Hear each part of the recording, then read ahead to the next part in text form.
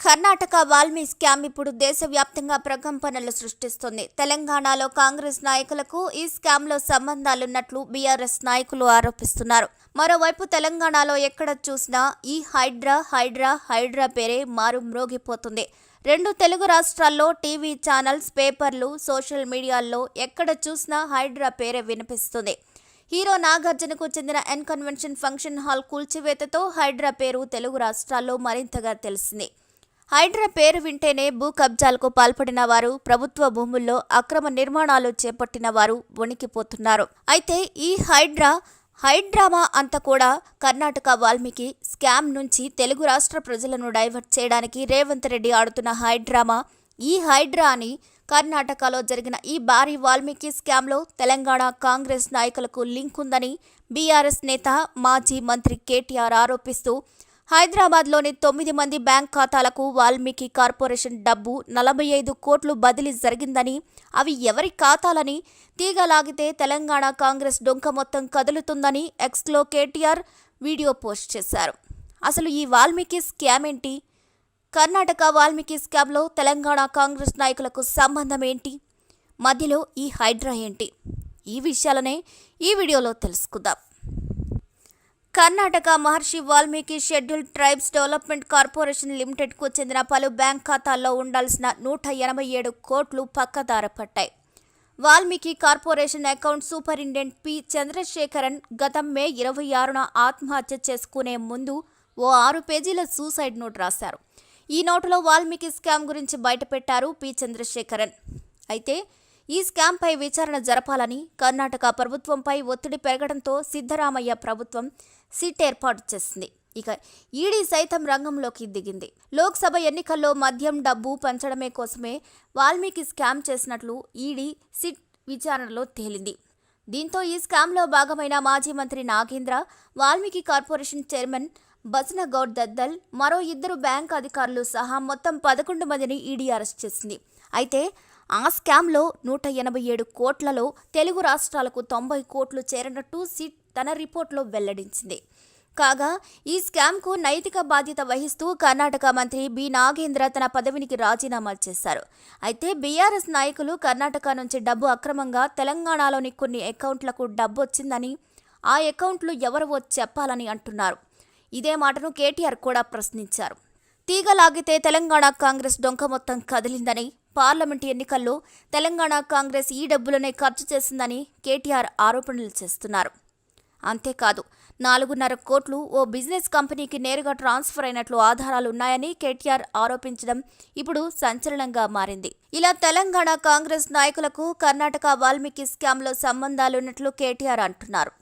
అంతేకాదు తెలుగు రాష్ట్రాల్లో ఈ ఇష్యూని పెద్దది చేయకుండా ఉండడం కోసం హైడ్రామాను రేవంత్ రెడ్డి తెరపైకి తీసుకొచ్చారని కేటీఆర్, బీఆర్ఎస్ నేతలు అంటున్నారు. తెలంగాణలో ప్రభుత్వం హైడ్రా హవా నడుస్తుంది.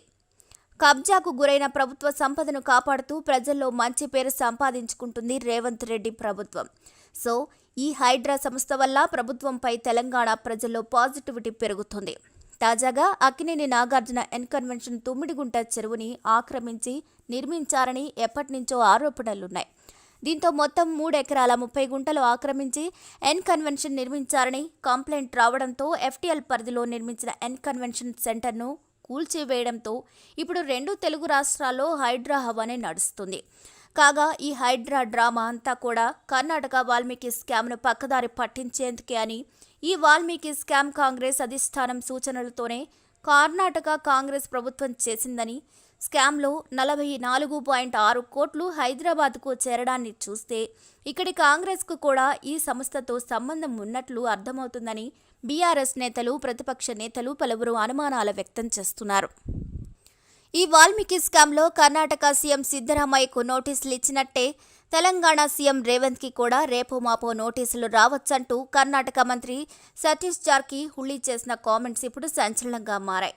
అయితే మొత్తం 95 కోట్ల అవినీతి జరిగిందని కర్ణాటక సీఎం సిద్ధరామయ్య స్వయంగా ఆ రాష్ట్ర అసెంబ్లీలో ప్రశ్నించడం, సిద్ధరామయ్యను తొలగిస్తే తెలంగాణలో కాంగ్రెస్ ప్రభుత్వము కూలుతుందని ఆ రాష్ట్ర మంత్రి సతీష్ జార్కిహొళి అనడం ఇప్పుడు బీఆర్ఎస్ నేతలు కూడా విమర్శలు చేస్తున్నారు. ఇక ఇదిలా ఉంటే మరోవైపు ఈ స్కామ్లో ఈడీ ముందుకు పోతుంది.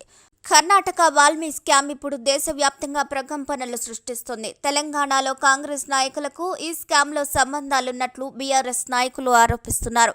మరోవైపు తెలంగాణలో ఎక్కడ చూసినా ఈ హైడ్రా పేరే మారుమ్రోగిపోతుంది. రెండు తెలుగు రాష్ట్రాల్లో టీవీ ఛానల్స్, పేపర్లు, సోషల్ మీడియాల్లో ఎక్కడ చూసినా హైడ్రా పేరే వినిపిస్తుంది. హీరో నాగార్జునకు చెందిన ఎన్ కన్వెన్షన్ ఫంక్షన్ హాల్ కూల్చివేతతో హైడ్రా పేరు తెలుగు రాష్ట్రాల్లో మరింతగా తెలిసింది. హైడ్రా పేరు వింటేనే భూ కబ్జాలకు పాల్పడిన వారు, ప్రభుత్వ భూముల్లో అక్రమ నిర్మాణాలు చేపట్టిన వారు వణికిపోతున్నారు. అయితే ఈ హైడ్రామా అంతా కూడా కర్ణాటక వాల్మీకి స్కామ్ నుంచి తెలుగు రాష్ట్ర ప్రజలను డైవర్ట్ చేయడానికి రేవంత్ రెడ్డి ఆడుతున్న హైడ్రామా. ఈ హైడ్రా అని కర్ణాటకలో జరిగిన ఈ భారీ వాల్మీకి స్కామ్లో తెలంగాణ కాంగ్రెస్ నాయకులకు లింక్ ఉందని బీఆర్ఎస్ నేత, మాజీ మంత్రి కేటీఆర్ ఆరోపిస్తూ హైదరాబాద్లోని 9 మంది బ్యాంక్ ఖాతాలకు వాల్మీకి కార్పొరేషన్ డబ్బు 45 కోట్లు బదిలీ జరిగిందని, అవి ఎవరి ఖాతాలని తీగలాగితే తెలంగాణ కాంగ్రెస్ డొంక మొత్తం కదులుతుందని ఎక్స్లో కేటీఆర్ వీడియో పోస్ట్ చేశారు. అసలు ఈ వాల్మీకి స్కామ్ ఏంటి? కర్ణాటక వాల్మీకి స్కామ్లో తెలంగాణ కాంగ్రెస్ నాయకులకు సంబంధం ఏంటి? మధ్యలో ఈ హైడ్రా ఏంటి? ఈ విషయాలనే ఈ వీడియోలో తెలుసుకుందాం. Karnataka Maharshi Valmiki scheduled tribes development corporation లిమిటెడ్కు చెందిన పలు బ్యాంక్ ఖాతాల్లో ఉండాల్సిన 187 కోట్లు పక్కదార పట్టాయి. Valmiki corporation account superintendent P Chandrasekaran గత మే 26న ఆత్మహత్య చేసుకునే ముందు ఓ 6 పేజీల సూసైడ్ నోట్ రాశారు. ఈ నోటులో వాల్మీకి స్కామ్ గురించి బయటపెట్టారు పి చంద్రశేఖరన్. అయితే ఈ స్కామ్పై విచారణ జరపాలని కర్ణాటక ప్రభుత్వంపై ఒత్తిడి పెరగడంతో సిద్ధరామయ్య ప్రభుత్వం సిట్ ఏర్పాటు చేసింది. ఇక ఈడీ సైతం రంగంలోకి దిగింది. లోక్సభ ఎన్నికల్లో మద్యం డబ్బు పంచడమే కోసమే వాల్మీకి స్కామ్ చేసినట్లు ఈడీ సిట్ విచారణలో తేలింది. దీంతో ఈ స్కామ్లో భాగమైన మాజీ మంత్రి నాగేంద్ర, వాల్మీకి కార్పొరేషన్ చైర్మన్ బసనగౌడ్ దద్దల్, మరో 2 బ్యాంక్ అధికారులు సహా మొత్తం 11 మందిని ఈడీ అరెస్ట్ చేసింది. అయితే ఆ స్కామ్లో 187 కోట్లలో తెలుగు రాష్ట్రాలకు 90 కోట్లు చేరినట్టు సిట్ తన రిపోర్ట్లో వెల్లడించింది. కాగా ఈ స్కామ్కు నైతిక బాధ్యత వహిస్తూ కర్ణాటక మంత్రి బి నాగేంద్ర తన పదవికి రాజీనామా చేశారు. అయితే బీఆర్ఎస్ నాయకులు కర్ణాటక నుంచి డబ్బు అక్రమంగా తెలంగాణలోని కొన్ని అకౌంట్లకు డబ్బు వచ్చిందని, ఆ అకౌంట్లు ఎవరవో చెప్పాలని అంటున్నారు.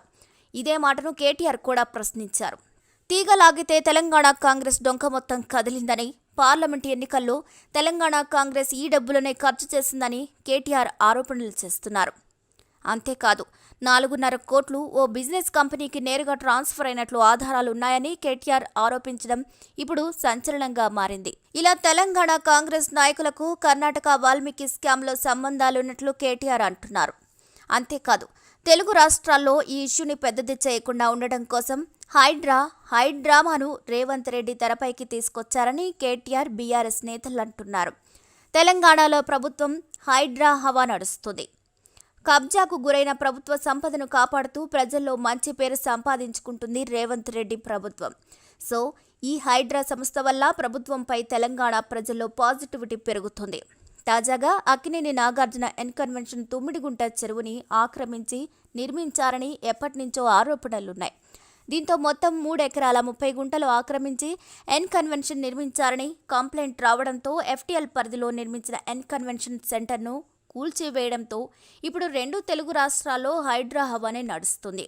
కాగా ఈ హైడ్రా డ్రామా అంతా కూడా కర్ణాటక వాల్మీకి స్కామ్ను పక్కదారి పట్టించేందుకే అని, ఈ వాల్మీకి స్కామ్ కాంగ్రెస్ అధిష్టానం సూచనలతోనే కర్ణాటక కాంగ్రెస్ ప్రభుత్వం చేసిందని, స్కామ్లో 44.6 కోట్లు హైదరాబాద్కు చేరడాన్ని చూస్తే ఇక్కడి కాంగ్రెస్కు కూడా ఈ సంస్థతో సంబంధం ఉన్నట్లు అర్థమవుతుందని బీఆర్ఎస్ నేతలు, ప్రతిపక్ష నేతలు పలువురు అనుమానాలు వ్యక్తం చేస్తున్నారు.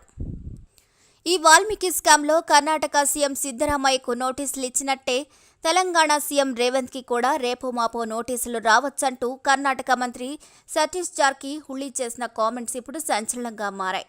అయితే మొత్తం 95 కోట్ల అవినీతి జరిగిందని కర్ణాటక సీఎం సిద్ధరామయ్య స్వయంగా ఆ రాష్ట్ర అసెంబ్లీలో ప్రశ్నించడం, సిద్ధరామయ్యను తొలగిస్తే తెలంగాణలో కాంగ్రెస్ ప్రభుత్వము కూలుతుందని ఆ రాష్ట్ర మంత్రి సతీష్ జార్కిహొళి అనడం ఇప్పుడు బీఆర్ఎస్ నేతలు కూడా విమర్శలు చేస్తున్నారు. ఇక ఇదిలా ఉంటే మరోవైపు ఈ స్కామ్లో ఈడీ ముందుకు పోతుంది.